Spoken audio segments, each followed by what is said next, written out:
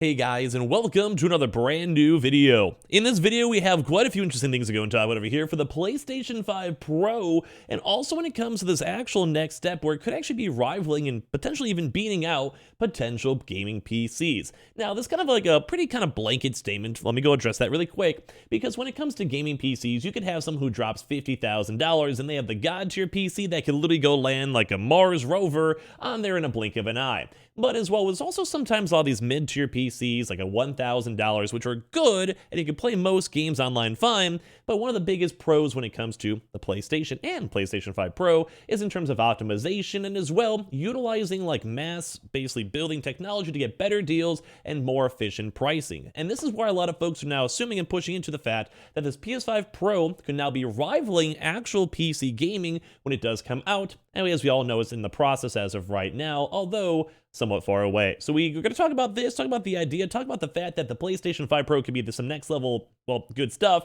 and well, let's just talk about some news as well. Make sure you guys are subscribed with the notifications on as well for the brand new PlayStation 5, Xbox Series X, or $500 cash giveaway, which is actually over. I keep on forgetting. It's like I'm so ingrained on talking about that one. We'll have another giveaway soon. But that's up if you guys want to. Twitter and Twitch stream down below, and Target Amazon links too, and let's dive into the video. So as you guys know, right now, we're kind of assuming, it's a lot of speculation side, that the next big console iteration is going to be the PlayStation 5 Slim. Now, next thing after this is probably going to be the PlayStation 5 Pro. It's usually around a 4-year cycle. Right now, we're entering to year 3, and there's been a lot of leaks and rumors and a little bit of developer talk and dev kit rumors and everything else in between that are basically going to show that it's in the process and it's being worked on. But a big thing is you have to make a big enough jump from the current PS5, which is already pretty high up there in terms of optimization, frames pulling 4K and like high frame rates and sometimes 144 frames on the game itself, into then that actual next level. So we're going to talk about this right now, where the PS5 Pro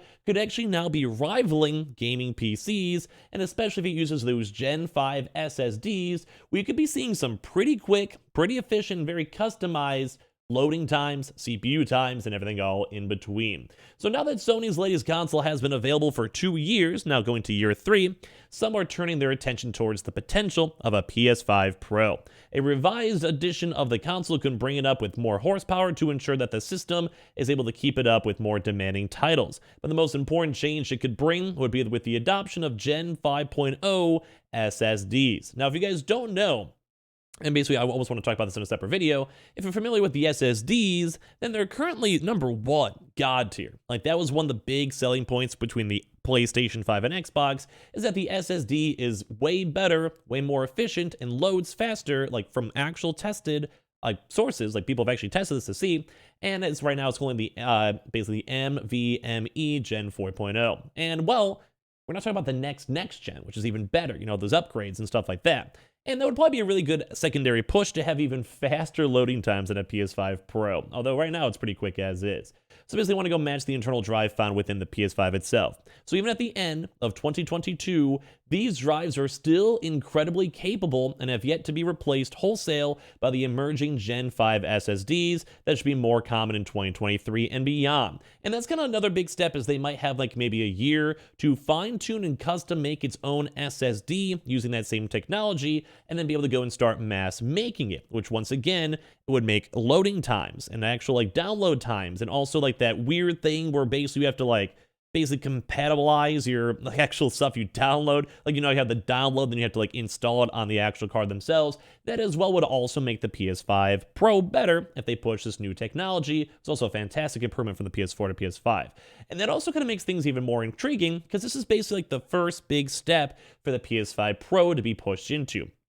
Because you need to have, I think, a little bit of an upgrade on a GPU, which at this current technology rate could probably do it right this second, but the price point would not be efficient. Same thing with the CPU. Now, heat sinks have been getting better and will be better in another 1 or 2 years for sure, and then same with the SSDs, but this is basically that next big step that makes it so these consoles can actually be possible. So with the current standard of Gen 4.0, you're looking at maximum sequential read speeds of up to 8,000 MBS. With many top-performing models such as Samsung 990 Pro and the Corsair MP600 Pro LPX, coming close to the performance cap. In terms of real-world use inside the console, you'll notice near non-existent loading times, depending on how the PS5 games are optimized to take advantage of it. So it's getting to the point where like it might be getting close to diminished returns, but it still could be better as well. So as great as these drives are for the PS5 consoles, as it stands, there will come a point where games on PC could just actually just load faster. And as of right now, with better GPUs and CPUs, that does happen. Although once again, it's getting pretty small in like the actual time-wise where it actually does matter that much. So that's due to the fact that the PC components move much faster than what's available for a more standardized console experience. And it's kind of a big thing of why consoles are somewhat behind, because at this point we have the technology to make a proper PS5 Pro. But like I said, it's more of a cost-wise and mass production issue rather than anything else. Like they probably could, but you really can't go and throw an $800 console, which is probably the break-even point I'd assume. And, well, it's just a lot of money. Plus, also, the PS5 itself is already good. You're going to split sales. It's just not a good experience. But that's kind of a big thing to know. But if you give it a few more years and the PS5 gets a little bit more obsolete, but the current PS5 Pro, whenever it does come out, becomes more affordable as technology gets better and gets a little bit outdated itself, that's when the real magic starts to happen. But as great as these drives are for the PS5 console as it stands, there'll be a point where games on PC could load faster, and that's, as I mentioned, there's more moving faster than what's readily available, more like replaceable and movable, stuff like that.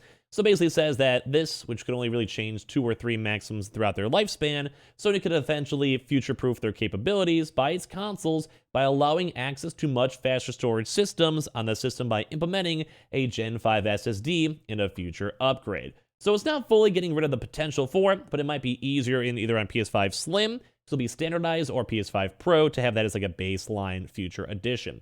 So based on the cap of what's possible from the NVMe 2.0 port Gen 5 SSDs, the latest storage technology will be able to reach sequential speeds of up to 13,000 MBS. So it's roughly at this point 60% more like faster and more efficient than Gen 4, which is just already extremely quick as is, with almost instantaneous loading times. Now, sometimes they do creative design like in God of War, where you had to go through like caves and tunnels to go and move the process forward too as well and go from there. It's intriguing to see. So while it's unlikely that many Gen 5 models will scrape the ceiling here, as well, because, I mean, some games just can't fully utilize it, obviously, they say based on factors such as DRAM and DRAM-less, and specified controllers as the hardware ages, we can see more getting close to the bleeding edge over time, which is always very nice to see. Secret weapon of the PS5 Pro could also be its adoption of these SSDs, which once again was a big selling point for the PS5. And that's why also it's kind of comparing to the PC, which if you can somehow standardize and optimize the baseline of like an $800 console, that will just, based on Sony having good connections and be able to mass market and mass buy, and also just pure optimization for their own game engines, that could mean that a PS5 could be more efficient, PS5 Pro could be more efficient than a PC in the future, or at least like the average PC. There's always fringe cases, obviously, but for the generalization for it. So that's a big thing, is that they're pushing that this SSD could be a huge, huge contrast to make this better, let alone with a better GPU and CPU, because even some PC people have mediocre SSDs or still use hard drives, which I don't understand how people do that, but it's true. So secret weapon on the PS5 Pro could be its adoption as well, which I think it's smart. Like, if you have the technology, might as well use it. Now, it's weirder because the Xbox Series X does have a low-level API direct storage to deliver reduced loading times by compressing the VRAM available in the GPU, reducing the time it takes to get into gameplay. This is a feature that finally came to the gaming PCs earlier in 2022, although it's not been fully widespread support. And that's another reason why the PS5 Pro, or even maybe potentially Xbox Series X Pro, we don't know as much rumors for them, could actually go be better than current PCs, or at least the baseline PC, like basically a better cost option, because they could have way more efficient SSDs and, like I said, GPU, CPUs, and also might have more fine-tuned, specifically made by Sony, working with AMD.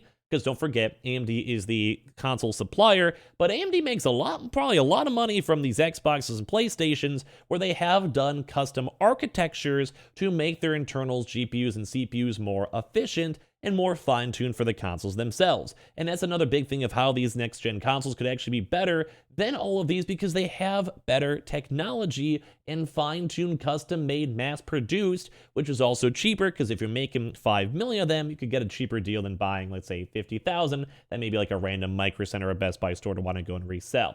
So it's crazy to go and see this, because there's a lot more other big improvements, which we'll maybe want to talk about in a separate video, but it just kind of goes to show that this is a huge, big thing, that the PS5 Pro could really take gaming to a next level, and as well, it could just be a really big bump up. So we might actually talk about this a little more in a separate video too, if you guys like this type of topic, because there's a lot more stuff we could do a deeper dive into and make the PS5 Pro better. So if you guys want that, make sure you guys subscribe, and as well make sure you guys are subscribed in general, notifications on, Twitter and Twitch stream, Amazon Target links, and everything else in between, and I appreciate you guys all so much for watching here in the first place.